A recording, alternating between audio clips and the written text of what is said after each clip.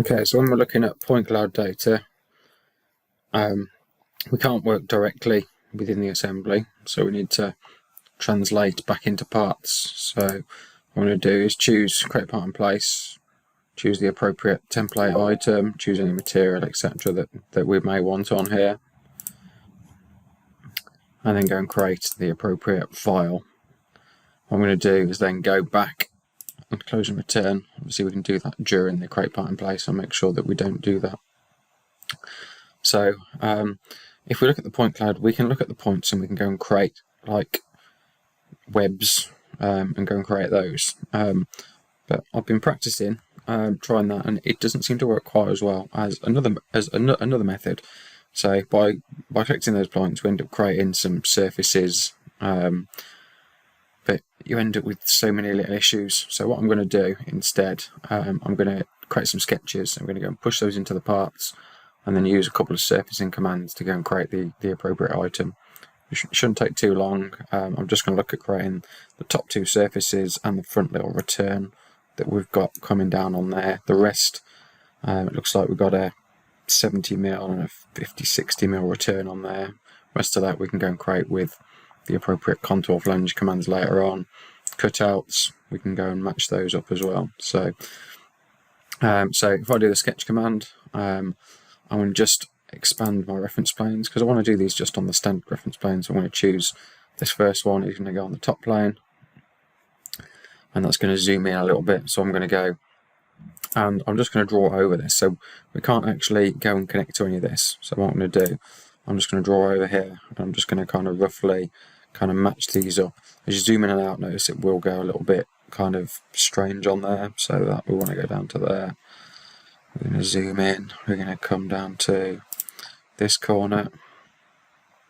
I'm going to come back up. This time I can't see exactly, because the scan, you can see we've got an A3 sheet of paper over the top there, so I can't see exactly where that scan is going to be on there. You can see that line I've actually done that too far, so I'm going to kind of just give this a rough kind of line across here. I don't want to press the Alt key just so we don't snap and create any relationships on there. What we can then do, we can then make sure that that line is parallel to that line. So that's going to go and fix that issue, and we can go and trim up. You might find the trim corner is under the trim command on there. On yours, I've just got a little bit of customization on mine. Obviously Solid Edge is telling us that we've got a region on there as well. We've got our line here, but we can end up creating a sketch the other way, so I'm not too worried about that. So I'm going to close that. I'm going to finish, and then I'm going to go and create another sketch. This time use my view cube, right hand side, and let's do this on the right face on here. Maybe this is going to be slightly twisted, but we can fix this later on in synchronous. So what I'm going to do, I'm just going to do some rough. Let's go up to there. We can see that we are looking on that face slightly, so I want to make sure I pick that very top edge on there. I'm going to come up to the corner. I'm actually going to create this line slightly over the top, and then I'm going to go and trim this up later. You can see we've obviously lost some of the information on here again. I'm not sure if this is the piece of paper, or if this is there another panel going up on here maybe. So I'm just going to go and create this, and I'm going to use this little line as a bit of a guide here that we can see under there. So we've got that. Let's go and trim those back up again. So we'll trim those too.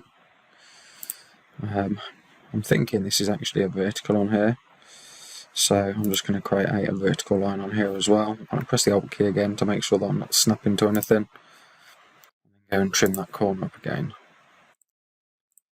So there we've got our two profiles. So if I turn off my point cloud reference, you can see we've got our two profiles. So if I close out of there, I can then go and move these profiles into the part. So if we choose copy sketch, click on the sketch, click on the part we want to go to, choose to link or not. I'm going to leave it as a link for this one, and then do that again for the other sketch on there. That has gone and created those sketches in that part. So if I go and adjust these sketches later on, because it's not quite right, everything's going to work downstream in an ordered style on here. Just going to make sure that's saved. And then I'm going to go and open the part, So this is right click open, or in 2023 it's open on here. We've got our 2 sketches.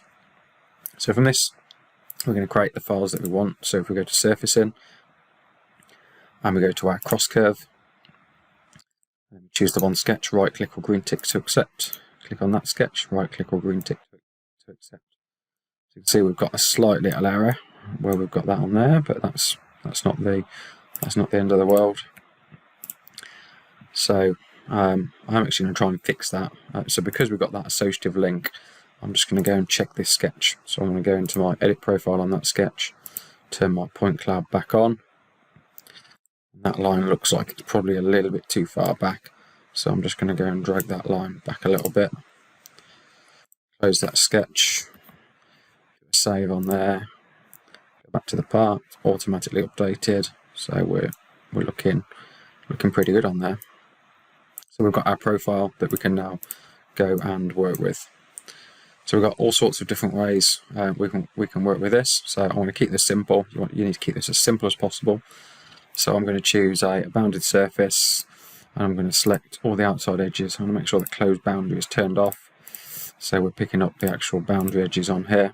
We can also go on here and go and use the chain command, and that should allow that to go and select all of those at the same time. We can see on there we have got a bit of a problem, so I'm going to come out of there and I'm going to go back to my home tab, and I'm going to do a 3D sketch. I'm just going to do a simple line command from this point. I know there's some weird things going on here, so I'm just going to zoom in and make sure that I've got that point. Once I've closed that, I can go and choose the surfacing again, choose the bounded option, make sure we're on chain, accept. This time we're going to go and add a guide curve and select that line that we've done, and we've got the profile that we want. So now I can go to the home tab, just going to do a quick save on there, and we're going to think about what we're going to do on here. So we're currently in sheet metal, but I want a non-sheet metal tool, so I want to go to tools and go to switch to. I'm going to turn that message off. Actually, I'll leave that on, but normally I would turn that off to make sure that it pops up on another video. I'm going to leave that on.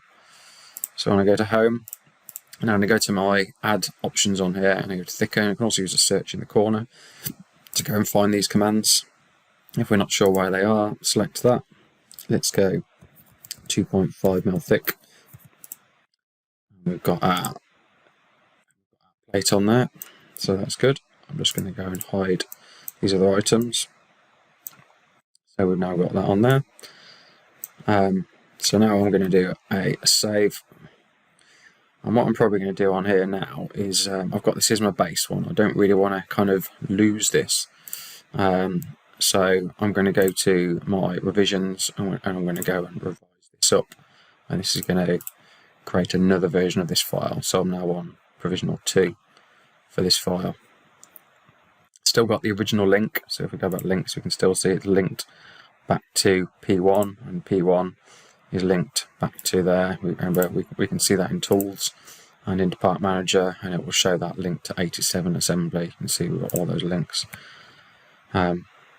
But what I'm going to do now, I'm going to try, not 100% sure if this is going to work, thin part to synchronous sheet metal. So if I click on that face, it's not going to like some of the edges that we've got on there. So I'm going to try this part to sheet metal. I'm going to click OK, and I'm going to select that edge. So that edge, just pick that up. I want to click on the arrow to go the other way, and I said we're going to go 2.5. We're going to just right click to go and confirm that. So that one's worked, and that's got us where we want to be. Now we can think about these other kind of features on here. So if I click on here, I'm going to choose the option for the multi-edge flange. I'm going to go down on here. I'm not sure what this angle is going to be on here, but what I can do on that is a bit of a, I don't know whether you call it a cheat, but if we go and drag that plane over here, so I've now got a plane on there. If I go and do my multi-edge flange and go and drag that down on there, so let's go 60mm, I'd say, something like that. We can now go over here, and we've got this option where we can go and match a face. So I can match that face to that plane, and that's going to make sure that that is correct on there. Hide that plane. We can then carry on and add additional flanges onto these edges. So if I select those two and go down on there, make sure I've got the trim command on there, hide a couple of gap on there, and then I said, what do I say, 60 on there, something along those kind of lines. Sometimes if we don't get a trim, it's because there's something strange going on with the edges, or it's something to do with the corner on there. So that's where we might be better off just using the normal flange command and just dragging that down. So I want to do this one 70. I'm going to drop that down to say 60 degrees on there. And then let's go and do this flange on here. And I'm going to go and drag this down to that key point. And I'm going to go and reduce this just a little bit. Obviously we could do, so I could measure that and do the calculation on there. And then let's try 120 on there. Let's go a little bit higher. Obviously that is the wrong length for there, but that's not an issue because we can go on there. We can go and find this relationship that I've created on here in the sketch and delete that, and that will allow us to go and correct that issue on there. So let's just go and pop a dimension back on there. Let's do overall dim and move it out to the side. And let's go 60.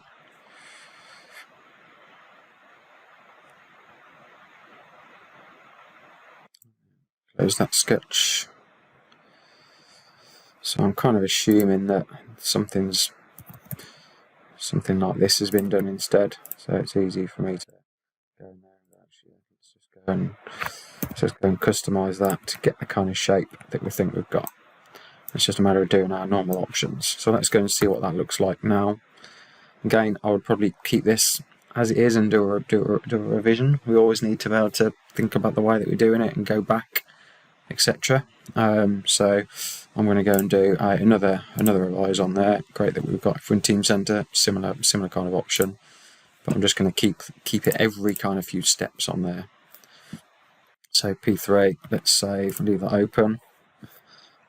Go back in here. You can see it's actually not too bad a fit. We can see it there. We've got the P3 in there. But what I want to do is kind of make a little change to one of these. So this top face looks maybe ever so slightly low. It's minimal, so I'm not kind of too worried on there. It looks pretty good. But what we can do, so if we go into this one, what I'm going to do now, I'm going to right click on the bottom right option and I'm going to move to synchronous. It's going to tell us we've got relationships, sketch 1 and 2, remember, are linked, and then click OK. We've now got a synchronous file. I'm just going to click back on synchronous, save that, and then we need to close it for what we're going to do next. So now we can go and make changes. So maybe this, we can see this face, we can see some cloud here, we can't here, so we need to change the angle of that face ever so slightly. So if we go to our select command and change this to face priority, this is going to allow me to go and click on that face, drag this up to that edge, and that's going to allow me to go and rotate this face. Obviously if we do this a large amount, it's going to come up with some kind of problems, but so we can see it's a positive that way. So if I go minus 0.5 and select, that's going to go and make that change. And then if I do green tick on there, probably won't let me because some of the other features on there. So it may be a slight problem with some of the corners and stuff. If I'd have done that before creating these flanges, that may have been a slightly more sensible option on there. So what I'm going to do, I'm just going to go and drag that face back on that face and go and move that. So the best option on here is to go and move to the round. That will go and pick up that orange line, which is the axis of the bend that we've got on there. Let's go and try this 0.5 again. Go and see why that won't do that. Let's go. So let's just have a little look on there. We can see there's a little flange issue down here again. So there's something else linked to this flange. So I'm just going to go and drag this up to. Let's drag that up. We can go and drag that back down later. Go and click back on that bend, and I go and try that So I want to go, let's go -1, 0.1. It's gone and made that change. We can go and make these little changes until we get this exactly how we want this to look on here. Chances are this is going to be, doesn't like that minus value. Chances are you're going to go on here and you're going to measure this and it will be 135, 130, 125, 140, something like that. And you're about to go and set that to exactly how we want. We can then go and do the same on there. We can go copy the sketches down for the cutouts on there.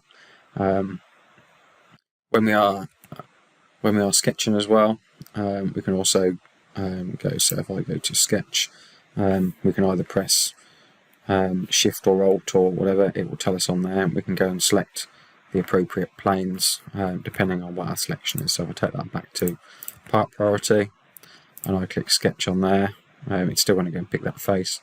So we can go and create those cutouts and we can get more information out of there. So we use it more of a guide. If we'd ended up picking key points, we'd have ended up with everything where all the faces are all like 0.1, 0.2 of an angle out. So it would be really quite difficult to get those looking right. So let's just go into that session and have a little look, and then let's go and let's do our angle and see what our angle is on here. So there we go. So pretty much that's going to be 140 degrees. So it's easy enough for us to go in there and go, well, that's going to be 140. And we can go and make that change. It's obviously depending on other little items that we've got linked on there. So let's just see why that is not allowing me to do that. So let's just give this a quick little test and see if we can get that to work on there.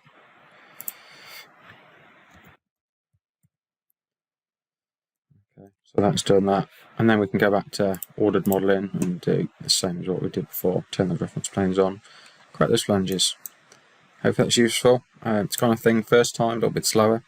Once you get used to that, it'll be quite a nice little workflow.